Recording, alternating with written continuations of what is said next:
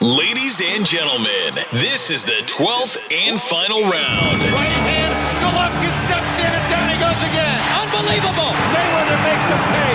What a rookie mistake. A sensational left hook by De La Hoya. It's facts. I'm the best. You know what I mean? Sometimes I don't want to believe it myself, but it's the truth. I'm the best. I'm going to show you how great I am. From Southern California, this is the Last Round Podcast. Hey everybody, welcome back to another edition of the Last Round Boxing Podcast. Thank you again for joining us. Before we kick it off with our interview this week, we wanted to give a shout out to our brand new brand partner at FightsATW.com, the site where you can get news, features, and opinions on everything related to boxing and professional wrestling whenever you need it. So if you're a fan of boxing, get your boxing news there at FightsATW.com. If you're a fan of professional wrestling, you can get your news there as well. And if you're a fan of both, you have it all in one spot there at FightsATW.com. So go ahead and check them out. They also host each of our episodes. So if you're on that site, you might come across our weekly episodes that pop up, such as this one. And if you listen on their website, that's great. I'm sure they like it. I'm sure we like it. Wherever you can listen to us, wherever we're at, we definitely appreciate it. So go and check them out, FightsATW.com. And for our guest this week, he joins us from Cleveland, Ohio.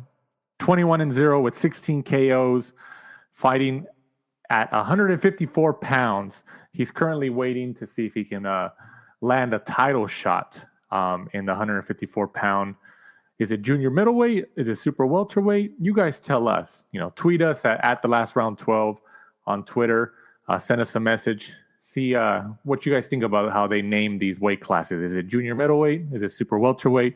Either way, it's 154 pounds. But Charles talks about many things. He talks about his potential fights this year in 2025, the fights he had in 2024, the other potential names at 154 pounds, like Vergil Ortiz, who also fights under the Golden Boy Promotions banner, such as him, also under DAZN. Sebastian Fundora. He talks about Errol Spence. He talks about the WBO and the rules with their new president that they have been initiating and also talking about in terms of sanctioning fights and all that. He talks about the potential of the new boxing league with Saudi Arabia and TKO Sports Group and all that. He talks about being one of 9 siblings, how he grew up fighting and all that with 9 siblings. He had a couple sisters. He had a couple brothers. He talks about one time how he saw one of his brothers in a boxing fight knock out the opponent, and he was just so surprised because he had never seen his brother knock anybody out. So that was a big moment in his career. And he also talks about his new gym that he opened up in East Cleveland, Ohio. Team Tough, TUFF Combat and Fitness. So go check them out over there. So for our guest this week here on the Last Round Boxing Podcast, he was America's Olympic qualifier champion, 2015 USA Boxing Youth Male Athlete of the Year, 2016 U.S. Olympic Trials champion, 2-time USA Boxing Youth National champion, 2015 National Golden Gloves champion, and made his pro debut in 2017. He is currently 21-0 with 16 KOs. Our guest of the week here on the Last Round Boxing Podcast is Charles Conwell. And now it's time for the Last Round interview of the week.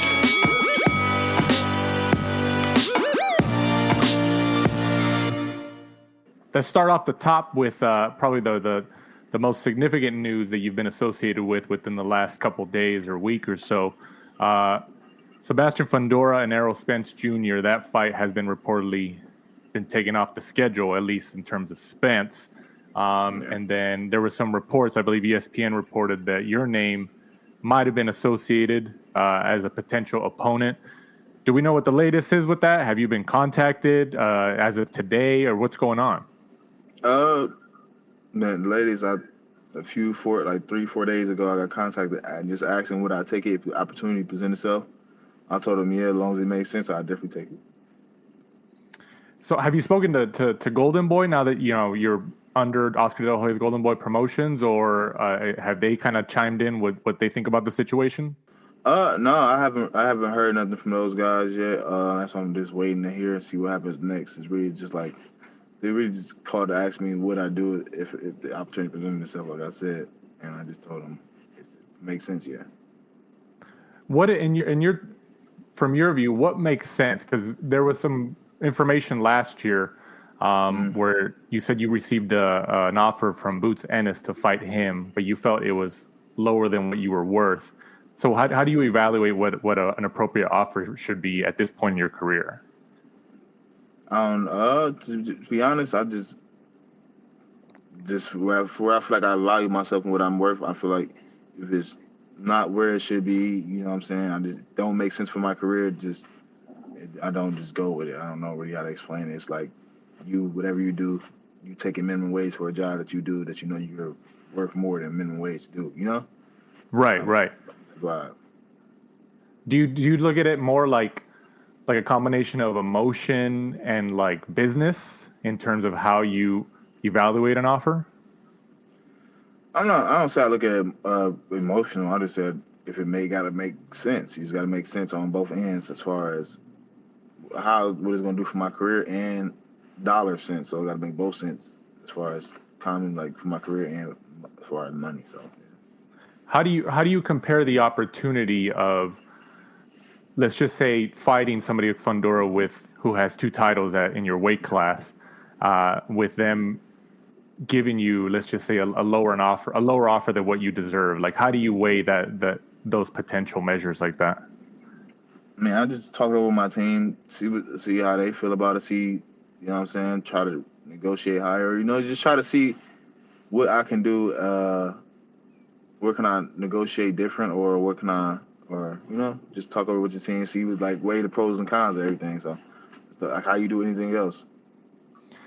You said Fundora's team or somebody probably from PBC had reached out to you to kind of. No, I didn't say that. No. Yeah, okay, so who? That. So can you disclose who reached out to you? Somebody on my team reached out to me, so I don't know who. Okay. I think the WBO reached out to maybe Golden Boy and just asked them like the WBO reached out, not necessarily PBC or anything like that. I think the government body of the WBO reached out, I think. Oh, okay. So your team just obviously relayed the message to you from wherever it came from. And just basically, all they did was ask my team, would Charles be interested in doing this if this opportunity presented itself? And I said, yeah, as long as it make, and they relayed the message to me, and I told them, yeah, as long as it makes sense. So that's all we got so far. And that was like 3, 4, 5 days ago. And there hasn't been any communication ever since then? Not to me, no. Do you feel the need to, because there's a present opportunity, because Spence had pulled out of the fight, do you feel the need to kind of follow up to kind of show you're serious about wanting that title shot against Fundora, or do you want to just wait until to see if they choose you? I mean, I'm just going to wait because it don't matter if I follow up or not. It's not really my choice; it's their choice. So it don't matter if I follow up or not. At the end of the day, it's their choice, not mine. So I'll just wait. When you signed with Golden Boy last year, you had 3 fights last year, I believe. Your last one was last month in December in Ontario, California, at the Toyota Arena. Fundora hasn't fought in a while since his last fight. How do you look at that in terms of activity? You've been a professional since, I believe, 2017. 3 fights last year, as I mentioned. Fundora hasn't been as active. Spence hasn't been as active as well. How do you compare yourself in terms of activity to those 2 fighters? I mean, like you said, I fought 3 times. I haven't fought any. So that right there, that's you answered your own question. Basically, it's like I've been way more active than those guys. So I think that plays into my favor. Do you think like how significant is that to a fighter's career in terms of activity? Because we saw Spence and Crawford fight in 2023. And Crawford, everybody thought that fight was going to be closer, and Crawford obviously was essentially dominant in that fight. How do you compare? How do you look at it in terms of being a professional fighter and being consistently active in your career, as opposed to other fighters in the sport not being as consistently active? I mean, I think that definitely plays on your sharpness in the ring and how comfortable you are in the ring. Not being in the ring, and then going into a big fight, I think that definitely plays a big role. See, as far as Sebastian and Errol Spence, it was kind of like even they both have been in the ring for a while, so it kind of made more sense. But I think going into a fight where a person is active and you're inactive, and they've been getting better and better, and you haven't fought at all, I think that's just, I feel like that just gets you less favor in the fight. What do you think about somebody like Fundora being, 6'5", 6'6", 154 pounds? Like when you first were made aware of him a couple years back, or the first time you heard of him, did you think he would still be at this weight class even now? Man, to be honest, when I first thought, I'm like, damn, this is crazy. He just, I don't know how he, like you said, I don't even know how he make weight. But then you see him in person, and he's really just like a slim fella. Like he doesn't look like he gains much weight or loses pretty much weight. I feel like he's just always around the weight class that he fights at. And I just think that's just how just stature and build is as a person. So I definitely thought it was crazy seeing somebody that big and that small. Who's the tallest guy you fought up until this point? Because, I mean, obviously, if you fight him, I'm assuming he'd be the tallest guy you've ever fought. Yeah, for sure. I don't think I ever fought anybody 6'5", 6'6". That's like heavyweight heights. Who's been the tallest person that you fought so far? To be honest, I don't know. But I know in the amateurs I fought guys that were 6'2", 6'3". But as a pro, I haven't fought nobody that big yet. So I don't think I never will. If I don't fight Fundora, I don't think I ever will fight nobody that big. I think he's like once in a lifetime type person you see doing something like this. In the amateurs, you said you fought somebody, some people, 6'2", 6'3". How did you go into those fights, preparing for those fights for somebody with that height?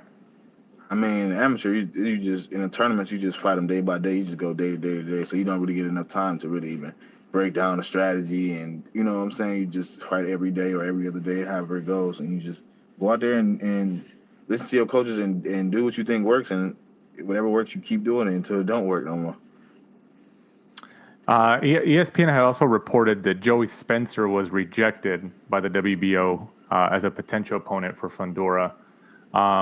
Did you hear about that news? What did you think? I mean, the WBO also came out, the president, and said that he would not sanction that fight with Spence and Fundora because Spence has been inactive for 1 year and 5 months, and he had a TKO loss against Crawford in his last fight, and he had no rating at 154. He called it a disservice to all the other fighters at 154, which obviously includes yourself. What do you think about the WBO president saying something like that? I thought that was a smart thing to do. I thought it made sense. I think that it was just like a privileged move that it's not about what you know or it's about who you know. Or you know what I'm saying? It's not about he's just like already in the mix. He's already a big name, so the fight made sense to make and to give him those rankings. So, but I feel like I respect the WBO for sticking to their guns and not letting it go through. What about as your profile rises as a fighter? Obviously you see all these.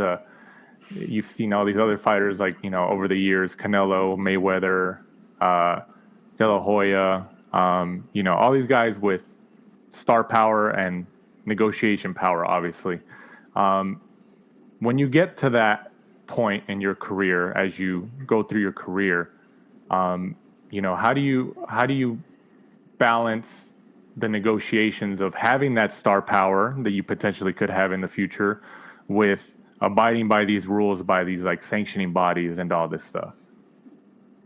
To be honest, I don't know. I didn't have to navigate. I don't have to navigate that. I'm not at that point. But I feel like certain fighters who accomplish a lot should definitely get more privilege than the fighter who hasn't. But at the same time, don't let them go too far with it. But I feel like a fighter who's been champion for a long time and got a lot of belts, they definitely should get more favor than the fighter who's unproven. So I definitely think they should get some favor, but don't let them take it too far with it.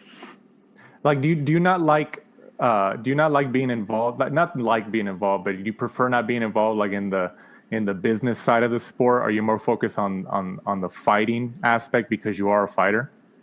I mean, I'm focused on my business. I'm not focused on the general business of boxing. I'm just really focused on what I have going on in boxing. I'm not really focused on like the general politics or nothing like that. I'm just focused on what's going on with me and my career. I'm interested in different things like matchups getting made and stuff like that. But as far as like what other people really got going on, I just really try to focus on myself and what I got going on. If Fundora or anybody on his team is listening to this interview right now, what's the one message that you would tell him? Like, hey, I'm the guy you want to fight. Let's make it happen. What you mean? I think it's a good fight. I'm hungry. You know it's gonna be a good fight. I think our styles clash perfectly for an excited fight for the fans. Let's do it. Golden Boy wouldn't be essentially opposed to you getting a shot like this, right? Like, would they be on board essentially if the deal is right? I mean, I would have to assume so. They work with different promoters before, so I would have to assume that they would be open for it. I don't see why wouldn't they. In your last fight, last December, you said in 2025 you wanted Ortiz, Fundora, and Murtazaliev. Yeah. You said in that interview that you know you could beat Vergil Ortiz. Why specifically focus on Ortiz like that? I'm not specifically focused on him. I just know I can beat him. I mean, they asked me who I wanted next and what I think would be some good matchups, and I just said him. I think it's the easiest fight to be made with the same team. So I'm not picking. Like I said Fundora, I said Murtaliev. So it's not like I'm just solely just focused on Ortiz. I just think that, and I think it's a good fight to be made. I think it's, like I said, another action-packed fight that the fans will enjoy. Where would you ideally, if you had a choice, where would you want that fight to happen if you fought Ortiz this year? Saudi, Turki Alalshikh, Saudi, of course. Speaking of Turki Alalshikh and Saudi Arabia, I'm sure you heard about the potential news of a boxing league that's going to be created. I mean, what's your take on that? I mean, you're a professional fighter. You're rising in the rankings because that's obviously going to affect you. You still have quite a few years left in the sport. I mean, what's your take on that whole situation where a league could be created like that? If it's a league created, I think they should get all the top fighters in each weight class and make it a league. And I feel like I'm one of those top fighters, so I don't think I should be left out, and I should be, I should be in the league as well. What do you think about UFC? Because Dana White was reported to be involved in that whole league, but if it happens, so I mean maybe it would kind of be like UFC. I mean, what do you think about how that would affect fighter pay and all that? I don't think Turki Alalshikh is really like a guy who would not pay the fighters. I think he wants to pay fighters what they're worth for the fights that he wants to happen. So for the biggest fights in the world, I think he's willing to pay for them. I think he's showing that he's willing to pay for them. A lot of people is working with him. I don't hear no bad reviews, so I think he would definitely pay people fairly. Have you met him? Yeah, I met him before. I met him on when I was co-main event on the Vergil Ortiz versus Bolachuk card. What was your impression of him? It's like I really didn't know much about him then, like I know about him now and what all he's doing for boxing. So I was just very interested in what he was doing with boxing then, but it wasn't like how it is now, like how all these big fights he's making, cross promotion fights he's making. So now I'm more and more invested and more in tune with what he's doing. So I think the next time around, I think we should have. Next time I talk to him, it should be about making big fights happen for myself and other guys in the division. And you would like to fight. I mean, you mentioned you would like to fight in Saudi Arabia. Yeah, I would definitely like to fight in Saudi Arabia. I feel like those are the cards that's becoming normal cards. They're super cards, super packed cards. So I love to fight in Saudi Arabia for sure. Have you talked to like your team or anybody at Golden Boy about that intent? That's saying, hey, if there's a chance, kind of put me over there. I'd like to fight over there. Have you made that known to them? I haven't even made it known to them, but I think next time I see him, I should definitely say that to him though, for sure. I haven't made it known, like, man, I'm trying to fight on the Saudi Arabia card. But they did ask me, did I want to fight on Latino weekend? But I'm like, that Latino night, I'm like, that was too quick of a turnaround for my last fight, so I told him that December would be better. So. Okay, so there was a chance before, obviously, yeah, but it was just too close to your schedule. Yeah. Got it. Okay. So maybe this could be the year, right? I mean, I would assume, right, sure. At the beginning of the year? Yeah, for sure. And I know if I fight out there, I get big fights that I want and the fans want. Have you ever been out there in general, like traveling or anything? Nope, I've never been out there in general. Have you talked to any of your colleagues in the sport or anybody who have been out there in the last couple of years where they told you like, oh yeah, they have this or this food or that, like anything besides like the actual event? Yeah, they told me it's really boring out there, to be honest. They told me it's really not really much to do other than outside the boxing event. But for me, that's all I go to. The fights for is for the event, and I'll leave and go home anyway. So, but yeah, that's all they really usually tell me is like, man, there's really nothing to do out there.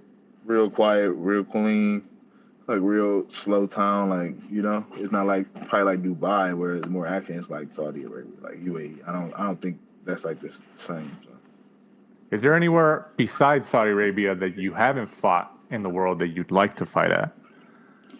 I think I fought pretty much in every city that I want to fight in. But I'm just really looking to go to fight at legendary places, bring big time boxing to small places, and like back to my city and things like that. Your fights last year, you had your KO win last month in December against Gerardo Vergara, in August over Gray, the win over Gray, and then over Gallimore in April. Out of all those wins last year, all those fights, which one kind of is the most significant to you? Like where you felt like, oh, okay, yeah, I got that win. I earned that win. I mean, I earned all the wins. But Right. But one doesn't stand out?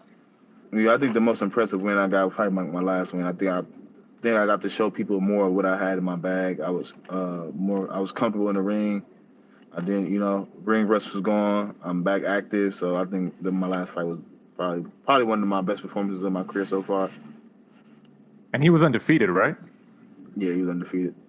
Does that stay in your mind as a fighter when you fight a guy with another zero, like saying, oh, this guy undefeated? Does that kind of put another gear into you? Yeah, of course. I feel like that pushes me to want to perform at the best level because he never would felt what it tastes like to lose, and I don't want to feel what it tastes like to lose. So I think that definitely gives me the extra motivation to push and train hard as I can because it's a battle on the undefeated and nobody wants to lose. So. Right. No, absolutely. You fought, the first one was in Brooklyn, the second one was in Vegas, and then the third one in December was in Southern California, Ontario, California, just outside of Los Angeles. Is there anywhere else in Southern California or the West Coast that you'd like to fight in 2025? I mean, I've fought everywhere. I mean, I'm open to fighting anywhere. I don't think there's no specific place in California that I want to fight that I haven't fought at. So I'm excited to fight everywhere as long as there are good fights to be made, and it pushes me further in my career. What about, you're from Cleveland. Yeah. Have you talked to Golden Boy even when you were negotiating to sign with them about, hey, can I get a fight in Cleveland? Can we bring an event here? My fans will show up, anything like that?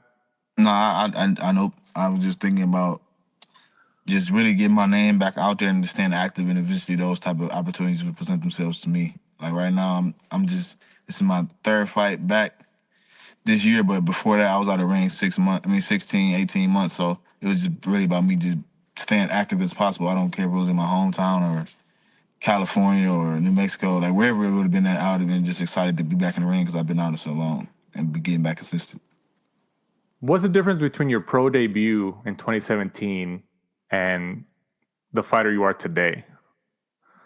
I feel like I'm just a more developed, seasoned fighter. Got a lot more experience, a lot more mental experience, like just through life, and just I think everything throughout my career before like my last fight prepared me to be where I am today. So all that stuff just I think plays a factor in my career. I don't think like before the 16 months layoff, I don't think I even was the same fighter I was back then from right now. So I think every this is a new chapter like in my whole career.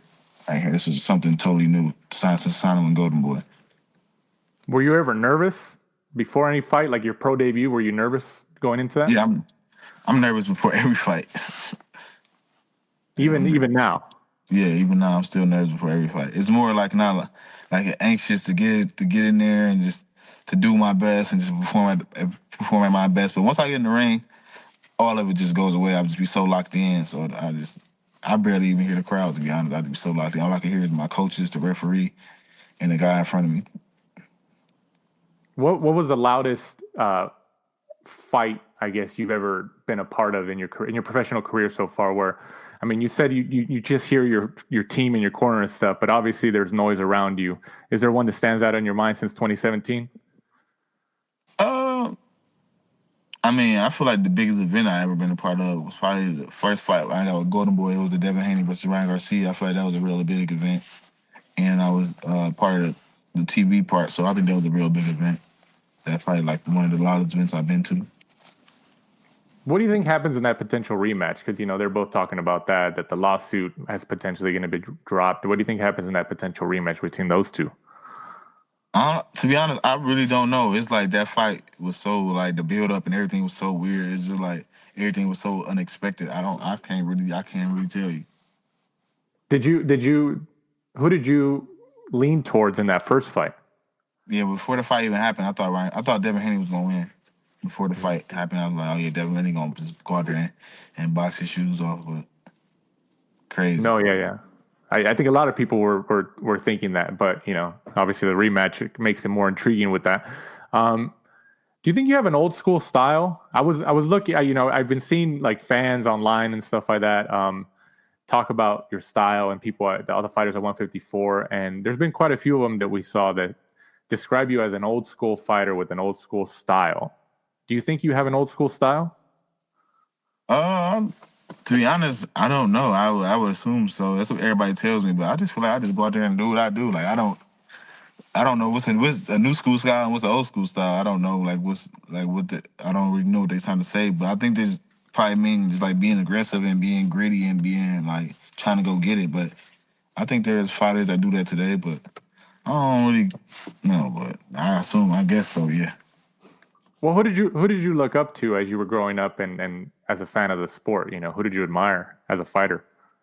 My favorite fighter of all time is Mike Tyson. I just love his aggressiveness, his knockouts, the way he talked. He was very entertaining, so that's my favorite fighter.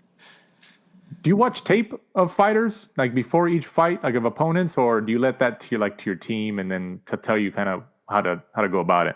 No, I watch tape myself. I don't try to overwatch tape. I watch tape. I might watch some when they first send it over. Then I'm gonna watch some when I'm bored. Might just tie back into it. I'm just watch a little bit here and there, just to see what the guy's all about. See what he do good. See what he don't do so good, or what he don't do at all. And I just go from there. I don't really just like study all day, all night, like type thing. I just tune in every now and then. Was there any fighter during your career so far, your professional career, that you watched tape on, and when you got in the ring, it was totally different?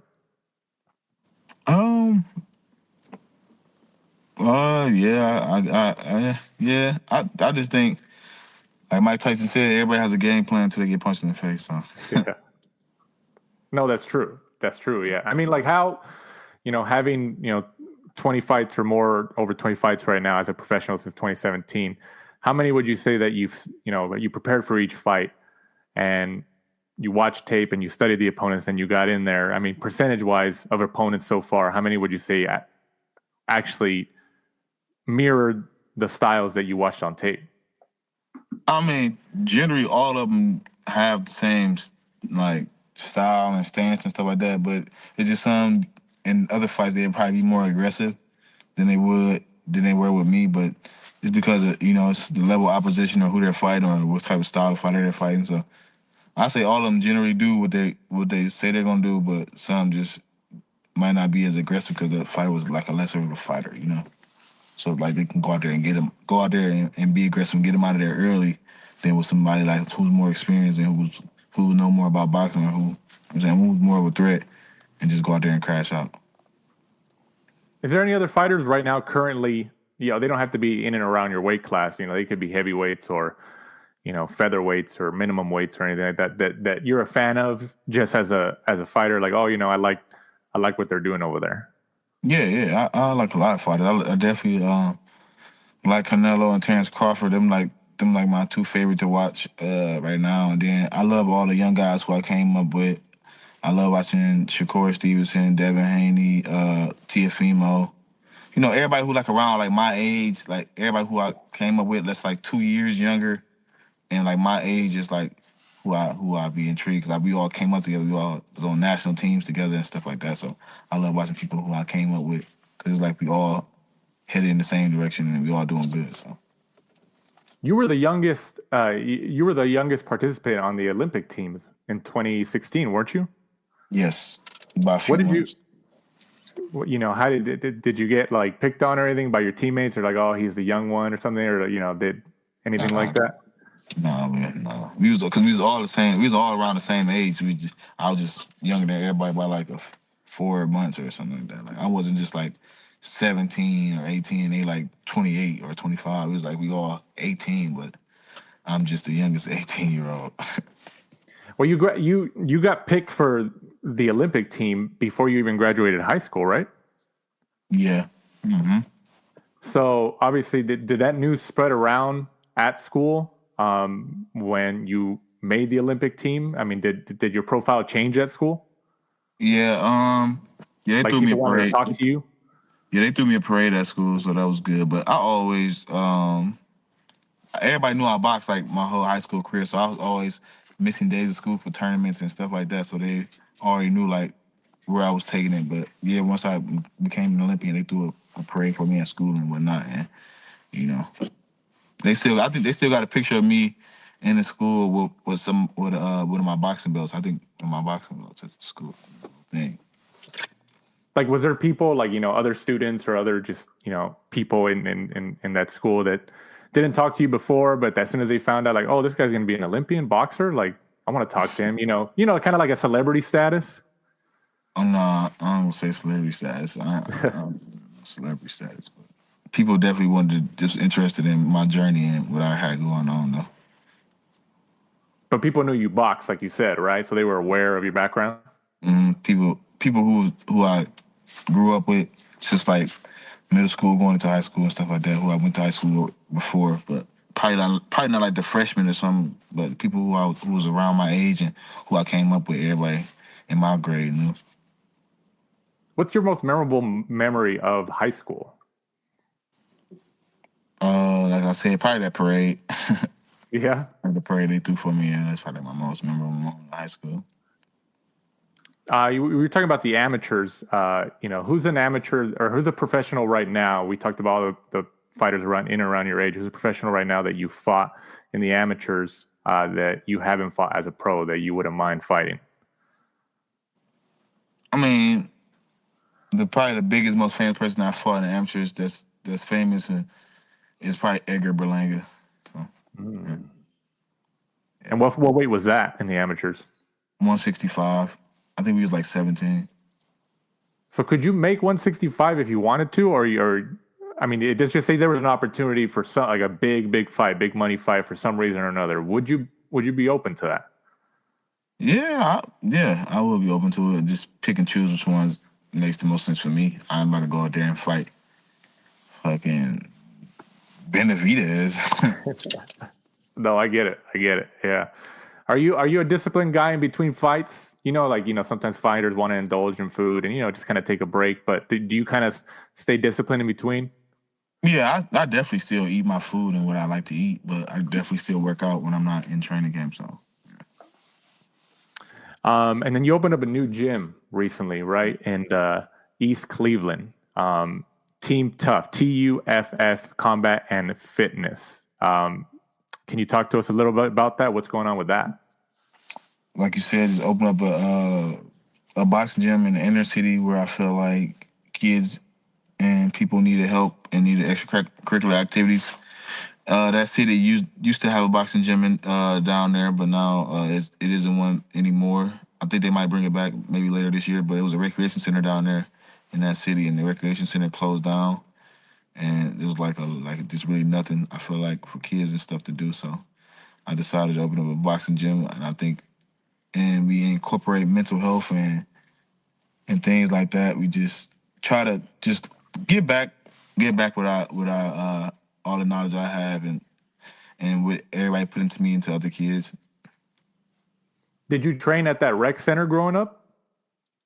Nah, but my older brother did for a little bit, and that rec center was always like a staple in Cleveland boxing. Growing up, that rec center, there was a lot of good fighters from my city who turned professional who came from that rec center. How long ago did this idea to open up a gym pop in your mind? I mean, I always knew I wanted to open up a gym. It just happened faster than I thought it would, to be honest. I didn't think it would happen that fast and the time I did it. But, when she got to strike while the iron's hot. So you got to just do it when it all makes sense, and everything just makes sense. So I just went forward. Why do you think it happened faster than you did? I mean, what can you describe what you mean by that? To be honest, I never thought I was gonna open up a gym until like the later, either after I retire or like the back end of my career. But now I'm doing it like kind of like in my prime or going into my prime. So it's kind of like I just didn't never think it would happen this fast. So just kind of like you were talking about it one day, and then and then the like, opportunity just presented itself, and it all just made sense. So I'm like, all right, let's do it.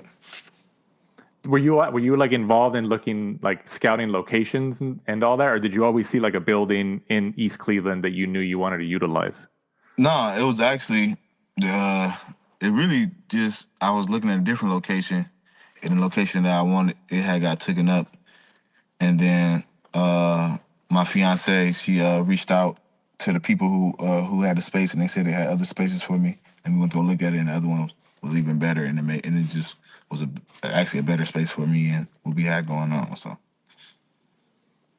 do you guys have any promotions going on for the gym for maybe just younger kids who want to come in and train or work out? Yeah, we definitely do. We have an Instagram page. We do like guerrilla marketing.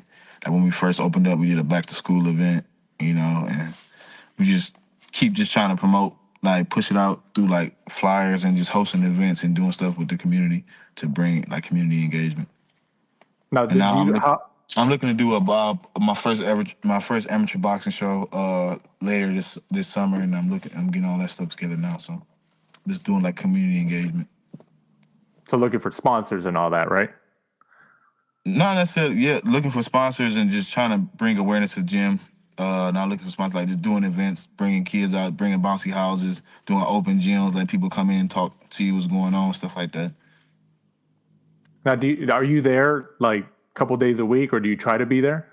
Yeah, I try to be there as much as I can when I'm not in training camp. When I'm in training camp, I don't go because I be training camp. But like even today, I'm supposed to be headed there.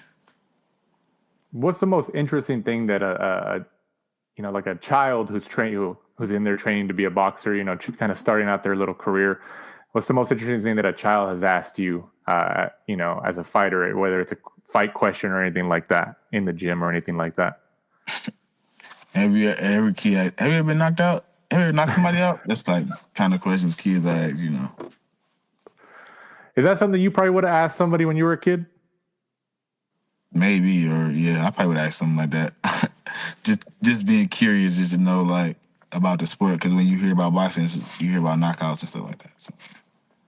Is there one knockout that stands out on your mind, as a fan that you'll remember for the rest of your life growing up? Yeah, probably. When my older brother had like when I think his pro debut, he had this is my brother, so I don't think none of them. He ain't never knocked nobody out before, but like in his pro debut, he knocked somebody out. I was like, what? Like he just really knocked somebody out. I'm like, man, ain't no way my brother just knocked somebody out. But yeah, it was kind of crazy. So that's like the most memorable moment. I don't think that was his first fight. I think that might have been his second fight. He knocked somebody out. I'm like, whoa, this is crazy. He just really knocked somebody out. Did you tell him before, like, oh, you're not gonna knock anybody out? And did he say like, no, watch, check it out, I'm gonna do it? No, it wasn't even like that. Just like coming up with your brother, you didn't spar with your brother, you didn't been there with your brother. I haven't never seen my brother knock somebody out. You probably see him like stop somebody with a body shot or just be too much for somebody referee to come in, something like that. But actually putting somebody out, that was like kind of crazy to me. I'm like, dang, like this real for real. Like, dang, I ain't know my brother could knock somebody out. He kind of you gave him a little bit more respect after that moment, right? For sure. You're one of 9 siblings, right? Yeah, I got a lot of brothers and sisters. I mean, how was that growing up, like kind of having that big of a family? It's always something to do. It's always somebody to play with, always somebody to talk to. But, like I'm on the youngest. I'm like the second youngest. I got just a little sister, and I was like a real hard-headed kid, so I didn't really, my brothers, used to beat me up and stuff like that coming up. Are you the only boxer or fighter out of your siblings?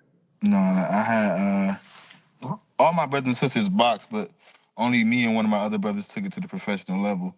So Isaiah Steen, it was just me and him took it to the professional level, but All my siblings boxed before, sparred, got in the gym, worked out. Even my sisters, they even had fights. Two of my sisters had actually amateur fights. So yeah. Well, your brother, wasn't he on a card with you in the past? On a card with you in the past? Yeah. Yep. Isaiah Steen. Yep. Now, have you talked to him in terms of, because is he signed by anybody right now, and in terms of any agreements? Nope. Nope. He's not. He actually took a little break. He's coming back now. So. Yeah. So to message any promoters out there or any entities or managers, kind of sales pitch for him to sign him. What would you say? He's like in the most one of the most interesting weight classes, 168. He's a super middleweight, one of the best divisions in boxing. He's a real good fighter. He's looking to come back into boxing. He's 16-2, so he has a nice number of fights. Just a couple, like 3 fights, and I think he'd be back in the mix. So be looking out for him soon, or hit me up, and I'll relay the message. How many sisters do you have?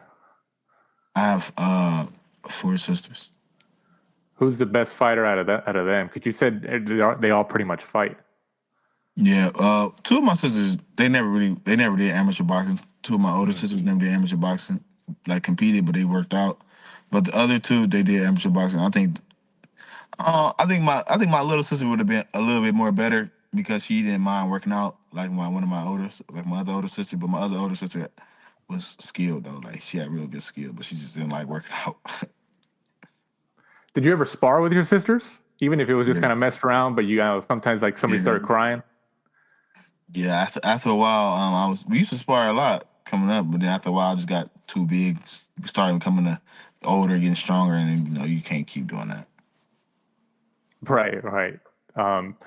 So 2025, 3 times again this year, like last year, or what's the plan? What are you hoping for? Yeah, at least 3 times this year. I would love to get 3 in this year, and then something big too. I would like to get a world title shot or a title eliminator or something. But ideally, what I really would like to happen, I fight like an ex-world champion or ex-world title like challenger or something like that, and then a title eliminator, and then a world title. But if I can't get that, something around that can happen. Other contenders and other ex-world champions or something like that. I would like to still take fights that help me progress in my career, and I like to be the same where I'm at, like I am now. Who's a retired fighter that fought in and around your weight class that if they were still around, you would love to fight just because you were, a fan and like, oh yeah, I would have loved to fight that guy? To be honest, I would have loved to fight Canelo when he was in my weight class. Back when he was in my weight class, I think that's somebody that's like in a recent, that's not so long ago, I would have loved to fight Canelo when he was like a smaller guy. I think that would have been that'd have been an exciting fight. I would love to have. Have you ever sparred? Well, not Canelo specifically, but anybody, has anybody brought you in for like as a sparring partner to prepare for a fight, like a bigger name or anything like that? Yeah, I haven't. I didn't do too much sparring partner gigs, but I can say I sparred a lot of different people. I sparred. My first sparring gig was, and only did 2 sparring gigs. My first one was David Lemieux. I was like 5-0 back then, and then my other one was Tony Harrison. We were just boys because we was good work and we wasn't that far from each other, so we always sparred each other. That's my boy. Who do you think is the best fighter right now at 147?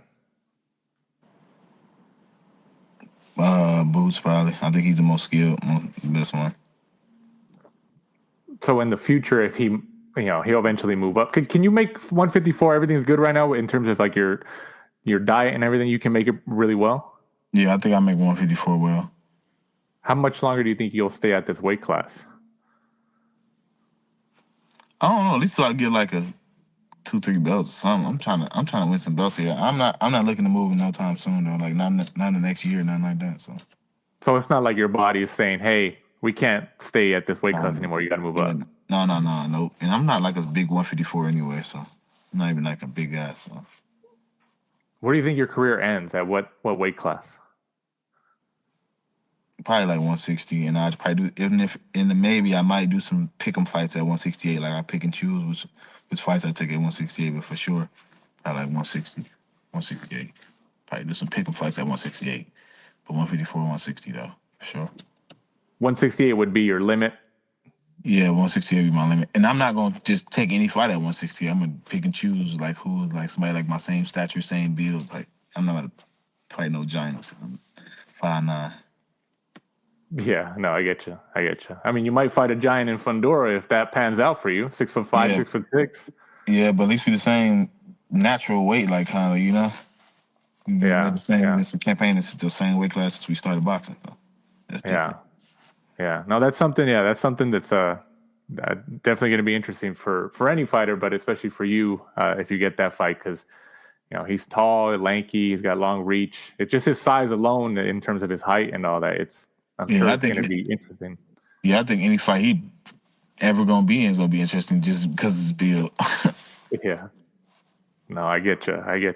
Well, Charles, I appreciate it. It looks like it's pretty cold over there in Cleveland. I'm not sure if it's snowing because I know it's snowing in New York and Washington D.C. and all that. So hopefully everything's going good in terms of the weather and all that.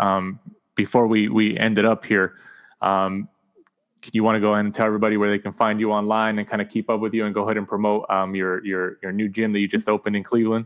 Yes, sir. You can follow me on all social media platforms at Charles Conwell, and you can follow our boxing gym at team_t.u.f.f Team Tough. Sounds good. And what are the hours? What are the hours and openings in terms of days for the gym, so people can know?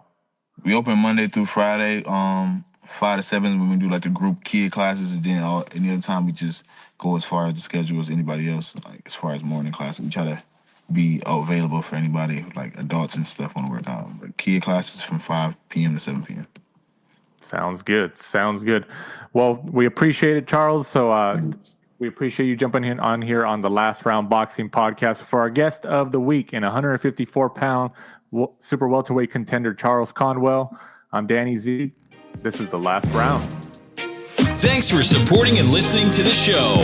Follow us at The Last Round 12 on social media. Rate, review, and subscribe. This is the Last Round Podcast.